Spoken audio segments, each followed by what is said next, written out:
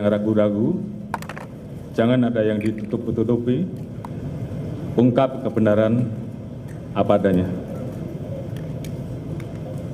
Jangan sampai menurunkan kepercayaan masyarakat terhadap Polri.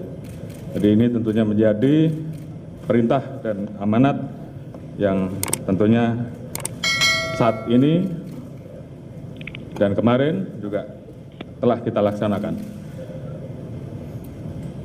Tim Sus telah melakukan pendalaman terhadap laporan awal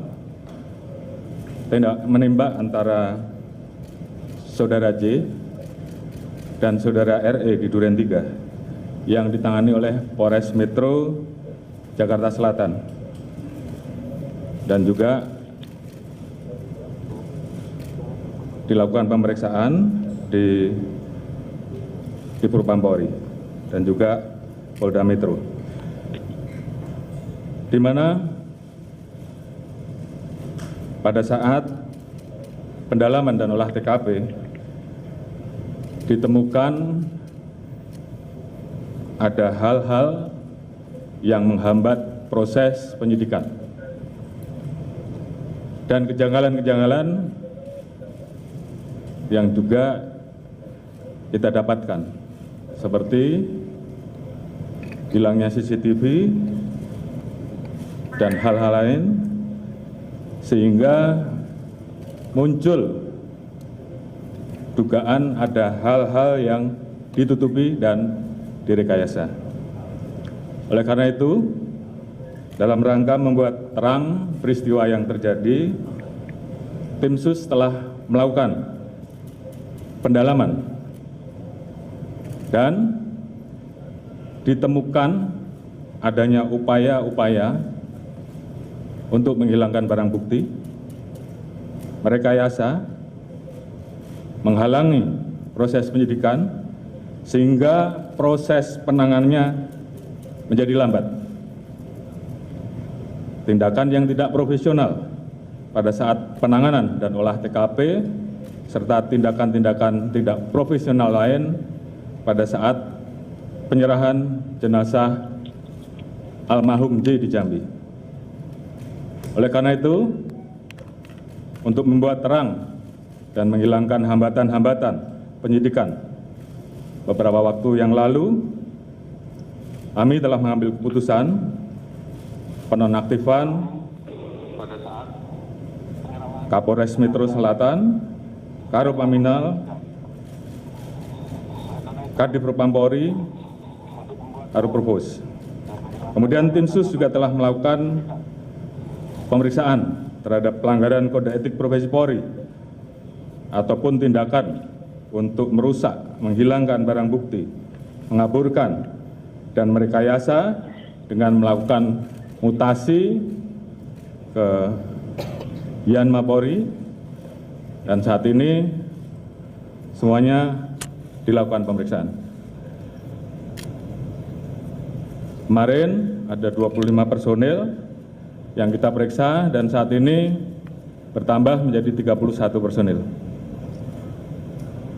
Kita juga telah melakukan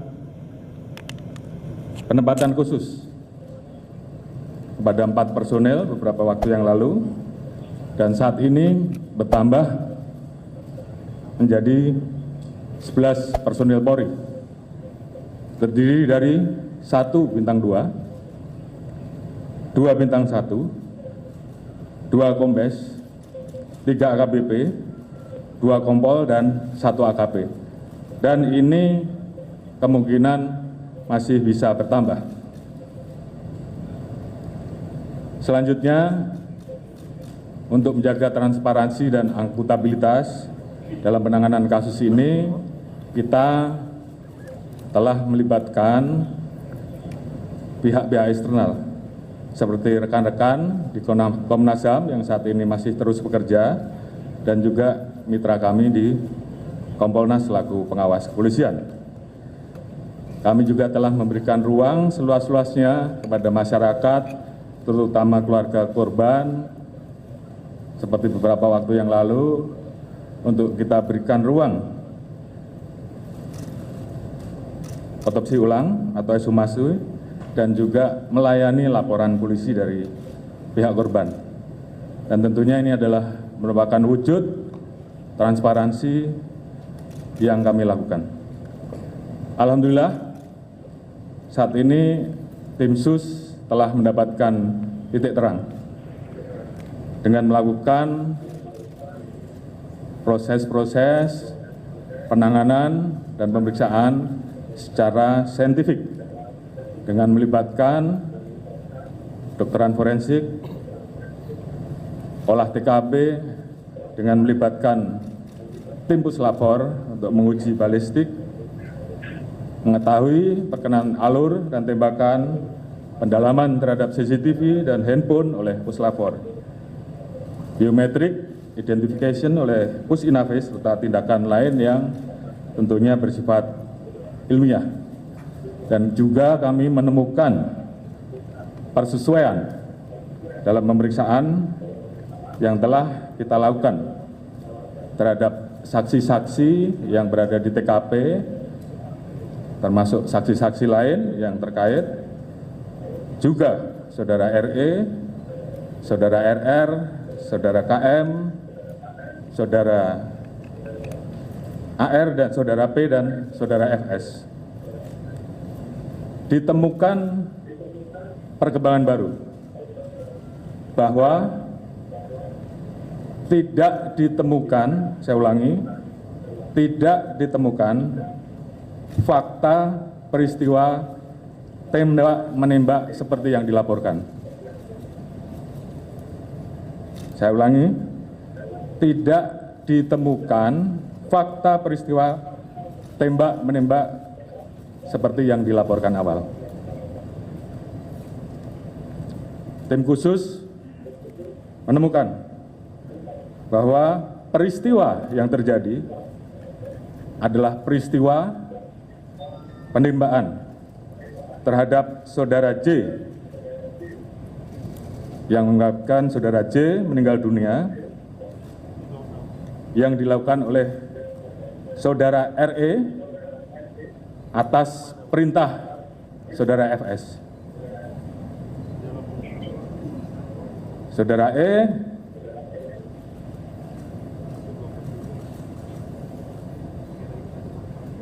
telah mengajukan GC, dan saat ini itu juga yang membuat peristiwa ini menjadi semakin terang. Kemudian untuk membuat seolah-olah telah terjadi tembak-menembak, saudara FS melakukan penembakan dengan senjata milik saudara J ke dinding berkali-kali untuk membuat kesan seolah telah terjadi tembak-menembak.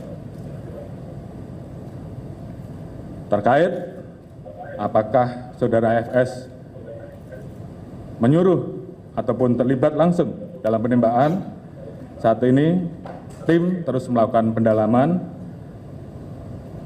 terhadap saksi-saksi dan pihak-pihak yang terkait. Kemarin kita telah tetapkan 3 orang tersangka, yaitu saudara RE, saudara RR, dan saudara KM. Tadi pagi dilaksanakan gelar perkara dan tim SUS telah memutuskan untuk menetapkan saudara FS sebagai tersangka. Saya ulangi, tim SUS telah menetapkan saudara FS sebagai tersangka. Terkait dengan pasal apa yang disangkakan dan proses penyidikannya nanti akan dijelaskan secara khusus oleh Pak Kabar Eskrim selaku tim penyidik, dan juga beberapa hal yang memang akan dijelaskan oleh Pak Irwasum sebagai Ketua Tim SUS yang mengawali bagaimana proses ini menjadi terang benderang.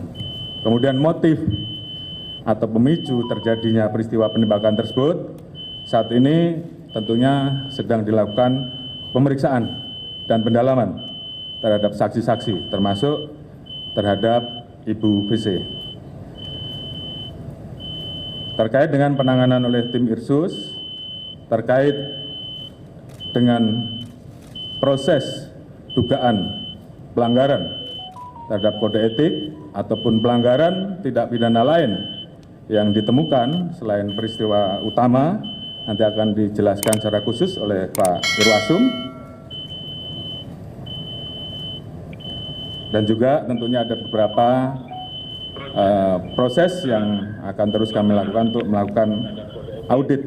Mungkin selanjutnya saya serahkan kepada Pak Irwasum untuk mungkin bisa menyampaikan beberapa hal.